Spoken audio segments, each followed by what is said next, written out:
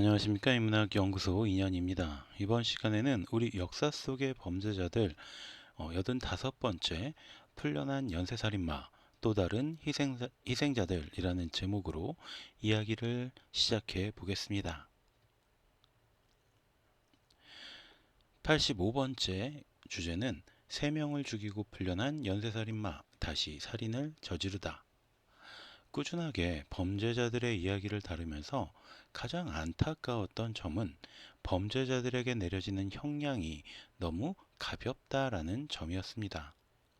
어렵사리 범인을 잡고 온갖 증거를 첨부해도 막상 판결을 보면 억울하게 죽은 피해자들이 알면 무덤을 박차고 튀어나올 수준의 형량이 심심치 않게 내려지곤 합니다. 오늘 이야기할 사건의 범죄자 오이균 역시 솜방망이 처벌로 인해 또 다른 피해자를 만들어낸 대표적인 케이스입니다. 첫 번째, 3명을 강간 살해한 뒤 받은 형량 15년.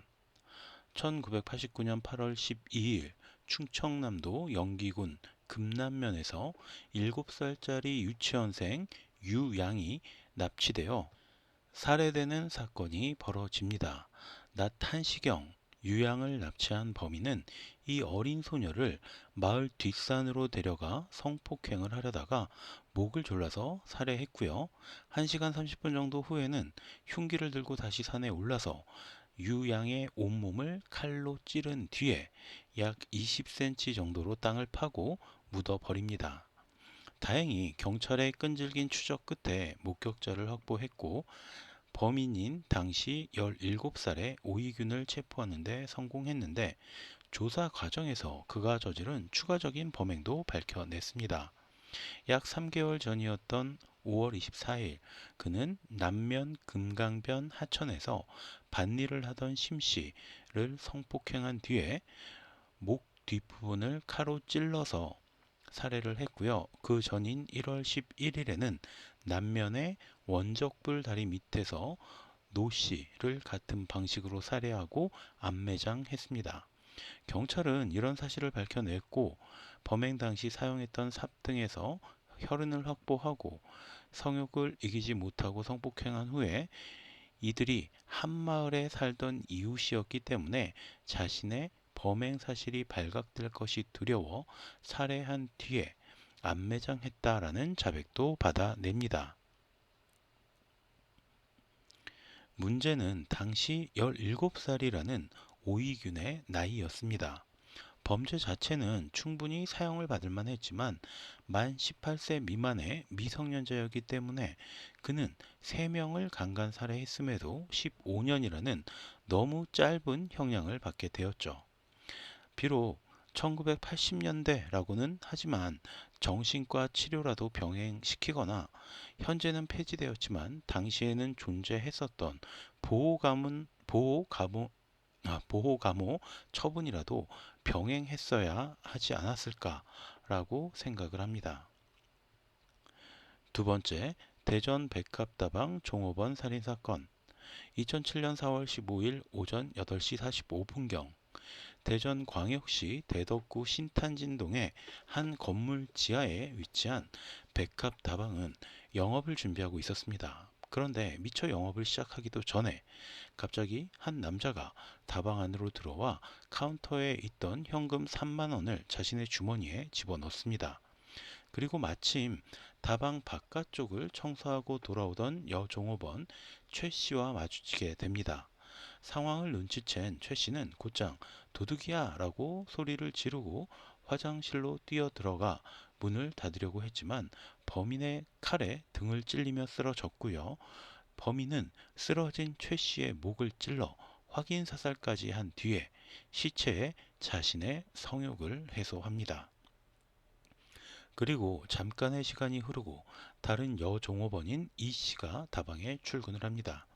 이 씨는 다방에 들어서면서부터 무언가 이상한 분위기를 감지했다고 합니다. 우선 다방의 문이 활짝 열려 있었고 늘 먼저 출근해서 자신을 맞아주던 최 씨가 보이지 않았으며 카운터의 금고 역시 활짝 열려 있었기 때문이었죠. 그러나 이 씨가 잠깐 이 망설인 사이에 손에 칼을 든 범인이 나타났고 곧장 이 씨에게 달려들어 복부를 칼로 찌른 뒤에 달아납니다. 그나마 다행인 점은 다방 문이 열려 있었던 덕분에 지나가던 시민이 계단 아래에 쓰러진 이 씨를 보고 경찰에 신고해서 이 씨가 목숨을 건질 수 있었다라는 점입니다. 아무튼 현장에 도착한 경찰은 온통 피범벅이 된 현장에 깜짝 놀라게 됩니다. 다방의 바닥은 물론 전화기, 소파, 싱크대 등이 온통 피로 물들어 있었고 화장실 바닥에서 발견된 최 씨의 사체는 끔찍할 정도로 참혹하게 훼손되어 있었기 때문이죠. 이후 다행히 목숨을 건진 이 씨와 사건 당시 급하게 뛰어나간 남성을 목격한 시민의 제보로 범인의 몽타주가 작성이 됩니다. 목격자의 진술에 따르면 범인은 30대 후반 정도의 나이, 175cm 정도의 키, 스포츠형 머리에 검은테 안경을 낀 모습이었고 검은색 점퍼를 입고 있었다고 합니다. 경찰, 경찰은 범행의 잔혹성을 바탕으로 원한 관계에 초점을 맞추고 수사를 진행하기 시작합니다. 그리고 사건 현장에 대한 정밀 감식도 실시했지만 이렇게 난장판이 된 다방에서는 어떤 단서를 확보할 수가 없었습니다. 당연히 수색 범위를 넓힌 경찰은 현장 바깥에서 단서를 발견하게 되는데 다방에서 약 500m 정도 떨어진 도로변에서 피 묻은 휴지를 발견할 수 있었고 1.5km로 수색 범위를 넓히자 금강청변에서는 범인의 것으로 보이는 검은색 점퍼도 발견할 수 있었습니다. 그리고 휴지와 점퍼를 국과수에 감식을 의뢰한 결과 양쪽에서 모두 숨쉰 최 씨의 DNA와 정체를 알 수 없는 남성의 DNA가 검출되었습니다. 즉, 피 묻은 휴지와 점퍼 모두 범인의 것이라는 증거였죠. 다만 약 20년 전이었던 당시에는 범죄자 DNA가 데이터베이스에 구축되어 있지 않았던 상태였기 때문에 범인의 정체는 여전히 알 수가 없었습니다. 하지만 점퍼 주머니에서 아주 결정적인 증거가 발견이 되는데 그것은 바로 의사의 처방전이 있어야만 구입이 가능한 크라비트 점화액과 칼이었습니다. 칼이 범행에 쓰인 것과 같은 종류라는 사실을 확인한 경찰은 병원의 확인을 거쳐서 크라비트 점안액을 처방받았던 환자들의 신원을 확보하기 시작했는데 무려 1천여 명에 달했기 때문에 물리적으로 이들의 DNA를 범인의 DNA와 비교하기에는 힘들다라는 난관에 봉착하게 됩니다. 세 번째, 성씨를 추적해 범인을 잡는 방법. 이런 상황에서 국가수 요원들은 새로운 접근 방식을 생각해 냅니다.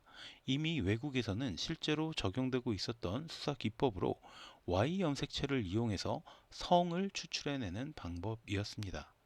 Y 염색체는 남성에게만 존재하기 때문에 아버지로부터 아들에게 유전이 되는데 아버지의 성을 그대로 물려받는 우리나라의 경우엔 특히 손쉽게 범인의 성을 특정할 수 있다라는 것이었죠. 국과수에서는 바로 두 가지 증거품인 피 묻은 휴지와 점퍼에서 Y 염색체를 추출해서 여러 다른 성씨들과 비교를 했고요. 마침내 범인의 성이 OC일 확률이 가장 높다라는 사실을 밝혀냅니다. 그리고 사건 발생 지역인 대전, 대덕구에서 멀지 않은 청주에 OC 집성촌이 있다라는 사실도 확인할 수 있었습니다. 경찰은 즉시 OC 집성촌에서 19명의 상피세포를 제공받아서 대조 작업에 들어갔고요. 범인이 OC라는 확신을 갖게 됐습니다. 대한민국 역사상 처음으로 성씨를 통한 범인 추적이었죠. 경찰은 즉시 크라비트 구매자 중에서 OC인 인물을 추려내었고 이들은 약 50여 명 정도였습니다. 한 명 한 명 대조 작업을 이어가던 중에 25번째 용의자 오이균의 DNA가 범인과 일치하는 것을 확인한 경찰은 즉시 그를 체포하기 위해 출동합니다. 그러나 자연스럽게 DNA 검사에 응했던 오이규는 이미 자신이 다니던 경비보안업체를 퇴사하고 도주한 상태였죠. 하지만 이미 신원이 특정된 이상 경찰을 따돌릴 수는 없었습니다. 결국 사건이 발생한 지 50여일 정도가 지난 6월 4일 경찰은 경기도 광명에 숨어있던 오이균을 체포하는 데 성공합니다. 그리고 범인에 대한 신문을 진행한 경찰은 그의 살인 동기를 듣자 황당함에 빠지고 맙니다. 범행 전날 충북 청주에 아버지 묘소를 찾아갔던 오이규는 대전으로 이동한 뒤에 그곳에서 집으로 갈 차를 기다리다가 성인 게임방 간판을 보고 들어갔다고 합니다.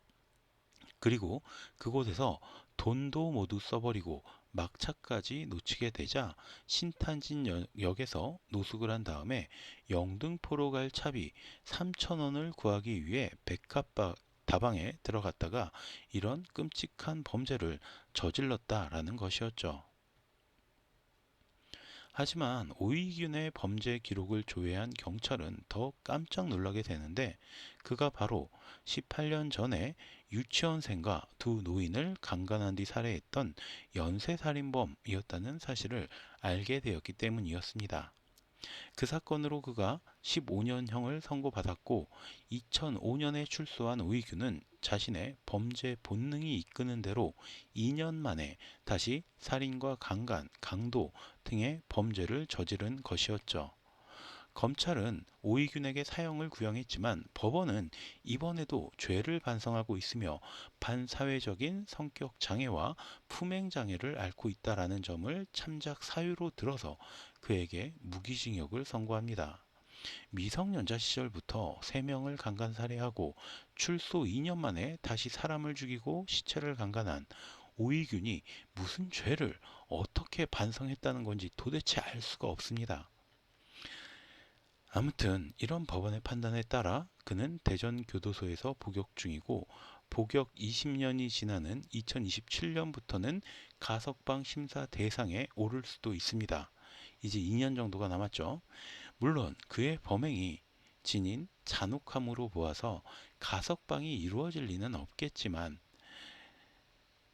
4건의 살인과 강간, 납치, 사체 손괴, 강도 등의 강력한 범죄를 저지른 이런 쓰레기 범죄자가 범죄자에게 이 법원에서의 판결은 지나치게 가벼운 것은 아닌가라는 생각을 해보게 됩니다. 자, 그럼 오늘 이야기는 여기서 모두 마치도록 하고요. 저는 다음 시간에 또 다른 컨텐츠로 찾아뵙도록 하겠습니다.